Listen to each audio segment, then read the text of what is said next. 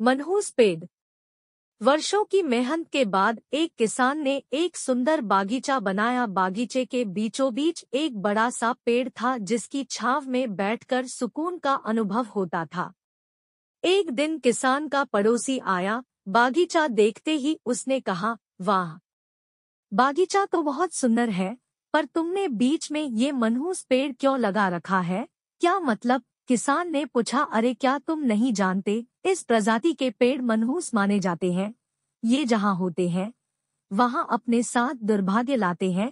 इस पेड़ को जल्दी से जल्दी यहाँ से हटाओ। पड़ोसी बोला। यह बोलकर पड़ोसी तो चला गया, पर किसान परेशान हो गया। उसे डर लगने लगा कि कहीं इस पेड़ की वजह से उसके साथ कुछ अशुभ न हो जाए। अगले ही दिन उसने वो पेड़ काट डाला। पेड़ बड़ा था, उसकी कटी लकड़ियां पूरे बागीचे में जहां तहां इकट्ठा हो गईं। अगले दिन फिर वही पड़ोसी आया और बोला, ओहो, इतने सुंदर बागीचे में ये बेकार की लकड़ियां क्यों इकट्ठा कर रखी है?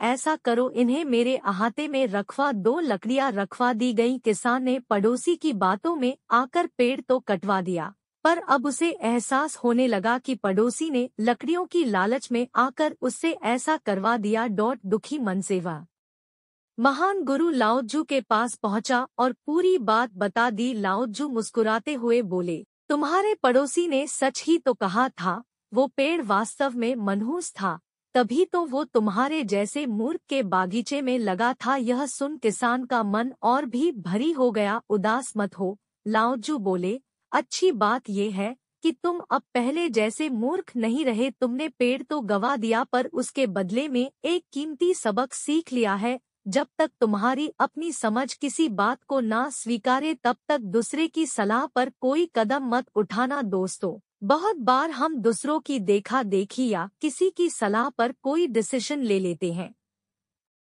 जैसे कि कोई अपने फ्रेंड की वजह से कोई सब्जेक्ट या कॉलेज चूज कर लेता है, या किसी की सलाह पर कोई मल्टी लेवल मार्केटिंग कंपनी से जुड़ जाता है, शेयर मार्केट में पैसा लगा देता है। हो सकता है ऐसा करना कुछ लोगों के लिए फायदेमंद रहता हो, पर ज्यादातर मामलों में नतीजा बुरा ही होता है।